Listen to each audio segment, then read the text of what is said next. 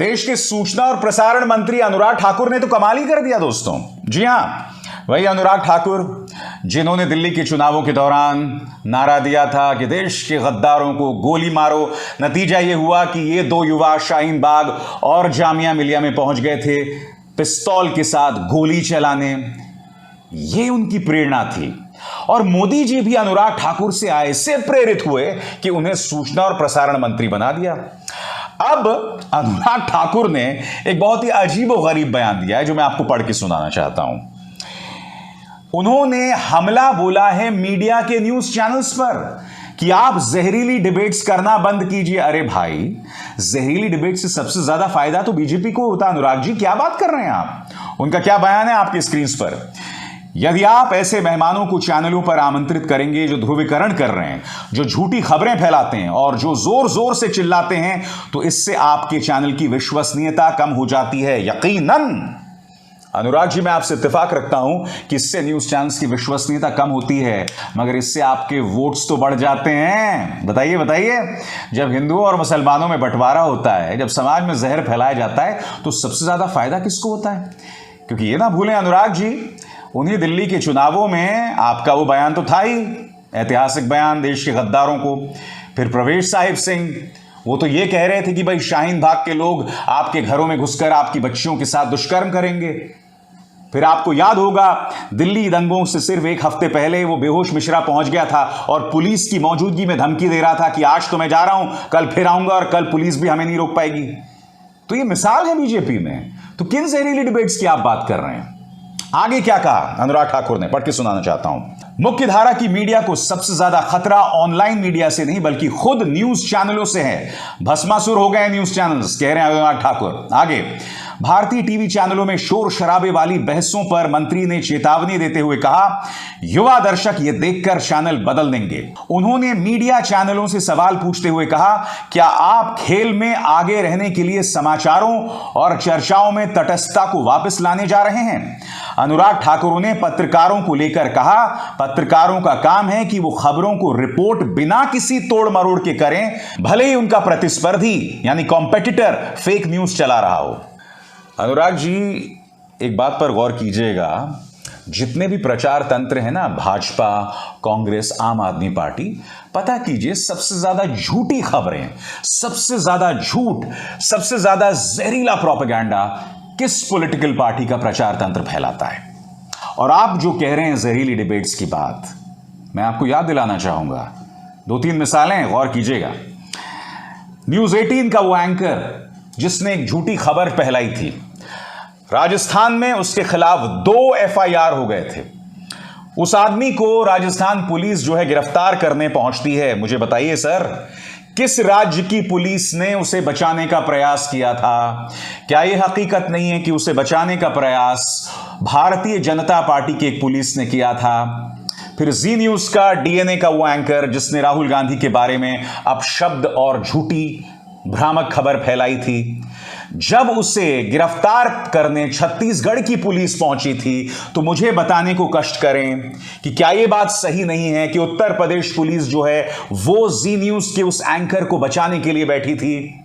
चलिए हाथ कंगन को आरसी, क्या नुपुर शर्मा पर गौर कीजिए। आज तक नुपुर शर्मा से किसी भी राज्य की पुलिस ने पूछताछ नहीं की। जब भी पूछताछ करने जाती हैं तो मोहतरमा अदृश्य हो जाती हैं। इन सबको शय किसकी मिल रही है अनुराग जी, मुझे बताइए ना। आज की तारीख में आप बड़ी बड़ी बातें तो कर रहे हैं, बिल्कुल सही कहा आपने कि न्यूज चैनल्स को ऑनलाइन मीडिया से कोई खतरा नहीं है, क्योंकि ऑनलाइन मीडिया ये जहर फैला भी नहीं रहा है। ऑनलाइन मीडिया ही सही मायने में पत्रकारिता कर रहा है, क्योंकि पत्रकारिता का मतलब है सत्ता से सवाल करना, सरकार को जवाबदेह बनाना। कम से कम 2014 से पहले मिस्टर अनुराग ठाकुर पत्रकारिता के यही मायने होते थे। और मैं आपके पार्टी के 3 बड़े नेताओं की बात करता हूं और उनके बयानों की बात करता हूं, मुख्यमंत्री आदित्यनाथ, प्रधानमंत्री नरेंद्र मोदी और गृह मंत्री अमित शाह। सबसे पहले मुख्यमंत्री आदित्यनाथ, आपने बात की जहरीली डिबेट्स की, आपने पोलराइजिंग शब्द का इस्तेमाल किया, यानी कि ध्रुवीकरण, बांटने वाले। 3 बयानों की तरफ आपका ध्यान खींचना चाहूंगा। उत्तर प्रदेश के चुनावों में क्या कहा था मुख्यमंत्री आदित्यनाथ ने कि यह चुनाव 80% बनाम 20% है। बांट कौन रहा है अनुराग जी, बताइए बताइए। कौन बांट रहा है?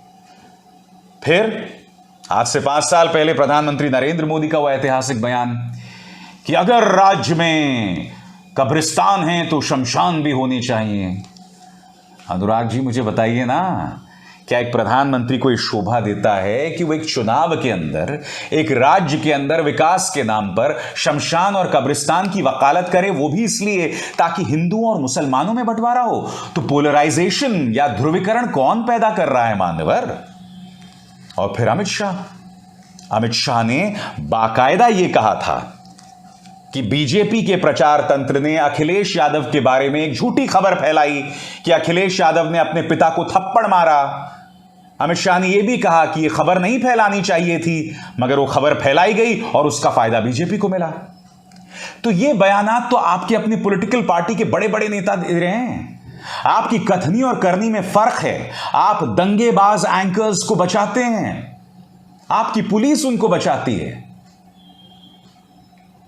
और जिस जहरीले प्रचार की आप बात कर रहे हैं अनुराग जी, ये ना भूलें, ये जहरीला प्रचार आपके अपने बयानात में मैंने देखा है, और आपकी बीजेपी के आईटी सेल का ये मुखिया अमित मालवीय कितनी बार झूठ बोलते हुए पकड़ा गया है, कितनी बार। मैं एक बात आपसे कहना चाहता हूं अनुराग जी, और one father to another father, यानी कि एक बाप दूसरे बाप से बात कर रहा है। मैंने आपकी एक तस्वीर देखी थी आपके बेटे के साथ, बिल्कुल आप ही की तरह सजीला, आप ही की तरह हैंडसम बच्चा। मैं उसे दिल से दुआ देता हूं कि उसका अच्छा भविष्य हो। अनुराग जी, एक बात बताइए, जिन युवाओं के सामने आप वो नारे लगाते हैं कि देश के गद्दारों को, जिन युवाओं को भड़काया जाता है जिसके चलते वो गोली लेकर पहुंच जाते हैं, क्या आप इस तरह की शिक्षा अपने प्यारे बच्चे को देंगे? नहीं देंगे ना। इन तमाम नेताओं को देखिए, गिरिराज सिंह के बेटे हों, रविशंकर प्रसाद के बेटे हों, स्मृति ईरानी की बेटी हों, सिली सोल्स, वाह, ये सब अच्छे अच्छे पदों पर, अच्छे अच्छे स्कूल्स, अच्छे अच्छे कॉलेजेस में हैं। मध्य प्रदेश के मुख्यमंत्री शिवराज सिंह चौहान, वो मध्य प्रदेश और अपने पिता का नाम रोशन कर रहा है इंटरनेशनली, एक इंटरनेशनल यूनिवर्सिटी में। आप सबके बच्चे, मेरे दिल से उनके लिए दुआ है, ईश्वर उन्हें आशीर्वाद दे, वो सब तरक्की करें। मगर जब आप ये भड़काऊ बातें करते हैं तो एक बार अपने उन अंध भक्तों के बारे में भी सोच लें कि आप उन्हें तो जहर में सराबोर कर रहे हो, मगर आप अपने बच्चों को इतनी अच्छी पढ़ाई करा रहे हो। जो चीज या जो शिक्षा आप अपने बच्चों को नहीं देंगे ना अनुराग जी, वो शिक्षा आप अपने अंध भक्तों और उनके बच्चों को भी मत दीजिए। मेरी बात पर गौर कीजिएगा, बुरा मत मानिएगा, क्योंकि अगर आप गौर करेंगे ध्यान से तो आपको पता चलेगा कि मैं आपके ही काम की बात कर रहा हूं। अभिसार शर्मा को दीजिए इजाजत। नमस्कार।